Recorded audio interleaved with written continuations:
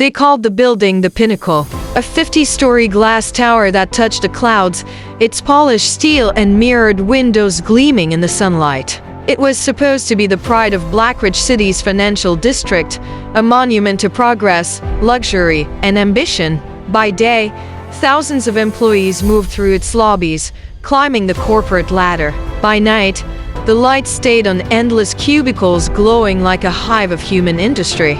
But beneath the shine, beneath the glass, beneath the manicured corporate veneer, something was wrong. No one noticed it at first. How could they? Elevators are so common, so ordinary, that people rarely think about them. They step in, push a button, stare at their phones, and wait for the ding. A daily ritual, a machine you trust without question. Until one night, an intern named Sarah Patel noticed something impossible. She worked late on the 27th floor, finishing data entry no one else wanted to do. When she finally trudged to the elevators at 2:15 a.m., she pressed the button for the lobby and leaned against a mirrored wall, exhausted. That was when she saw it.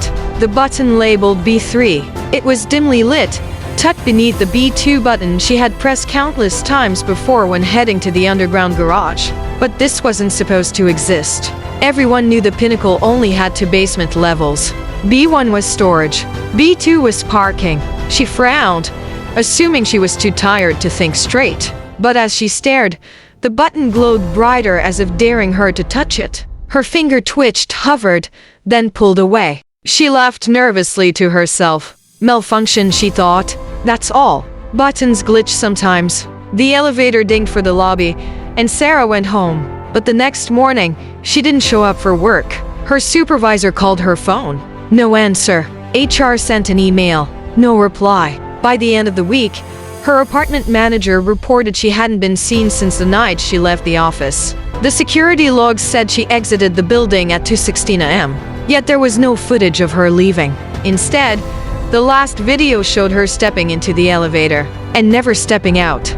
Word spread quietly. The Pinnacle prided itself on prestige, so management buried the incident. They told staff she quit suddenly, but rumors circulated. People whispered about the ghost button. They laughed it off in daylight, but at night, in the hushed silence of the tower, people kept glancing at the panel, half expecting to see it. Then, 2 months later, it happened again. A mid-level accountant, John Myers, stayed late to finish a quarterly report. He sent an email at 11:57 p.m. After that, nothing. He never made it home. His car remained in the garage. His personal effects were still in his desk. His phone was later found abandoned inside the elevator. Screen cracked. Last recording and finished. Security pulled the footage. What they saw chilled them. John entered the elevator at 12:04 a.m. He stood with his briefcase, pressing the lobby button. For a moment, he just leaned back, yawning. Then his head snapped down. He was staring at something. The B3 button. His hand moved slowly, almost unwillingly, as though pulled by invisible strings. He pressed it. The doors closed. The elevator descended. 2 minutes later, the camera feed glitched. The screen showed static, then something else. The doors opened not onto a basement garage, but onto a corridor no one recognized. Long, narrow, concrete walls, buzzing fluorescent lights, and at the end of the corridor, in grainy black and white, were shapes, human shapes, standing perfectly still, facing the wall. The feed cut out. The elevator returned to the lobby an hour later, empty. From that night, the Pinnacle changed. Employees whispered in hushed voices. Some swore they heard screams echoing through the elevator shafts at night. Others said their reflections lagged in the mirrors, moving just a second too late. Janitors claimed that when they rode alone, the panel sometimes lit up by itself, the B3 button glowing like a heartbeat. Management tried to dismiss it as hysteria. They issued memos. Do not spread rumors. Do not tamper with elevator panels. Do not discuss B3. But the disappearances grew harder to hide.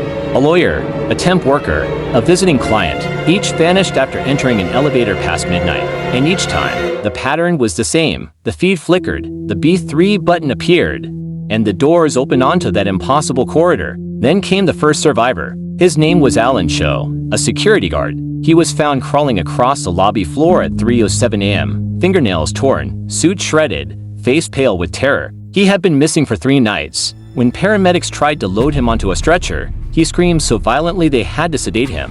Hours later, under heavy medication, he whispered only one sentence to the nurse. Don't step out when the door is open. It's not a floor. It's not real. He died of cardiac arrest the next evening.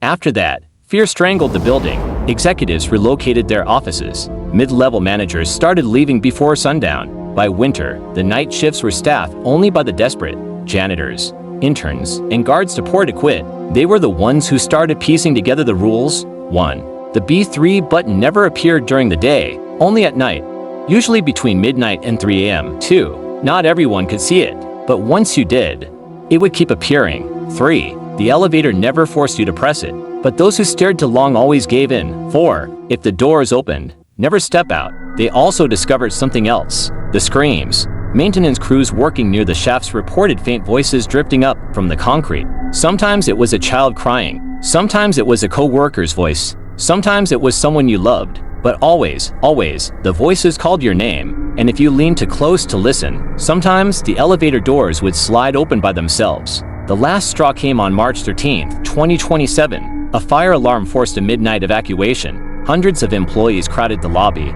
waiting for clearance. In the chaos, one group noticed an elevator arriving without being called. The doors opened. It was empty, but the panel glowed with the B3 button lit bright red, and the floor indicator red.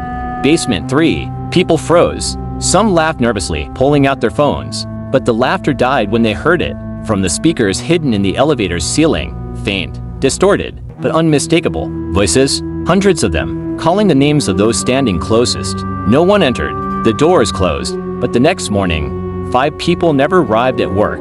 Their cars sat untouched in the garage. Their phones were found scattered across the lobby floor. The cameras showed nothing but static from 2 o'clock to 17 a.m. When the feed returned, the elevator stood empty, doors open, B3 and lit. Since then, the Pinnacle has never been the same. Most companies pulled their offices. The tower's upper floors sit vacant, dust gathering on untouched desks. The lobby is silent now, echoing like a tomb. But at night, the lights still hum, the elevators still run. And sometimes, when the fog rolls in from the river, you can stand outside on the street and watch the panels flicker behind the glass. B1, B2, B3, glowing, waiting, daring you to ride, because the building is alive. The tower was built over something older, the ruins of a collapsed factory where dozens of workers died in 1954, entombed in concrete. Their bodies were never recovered. The Pinnacle was supposed to be a monument to progress. Instead, it became a door, a bridge between the living and whatever lies beneath. And once the elevator takes you there, you don't come back whole, you come back hollow.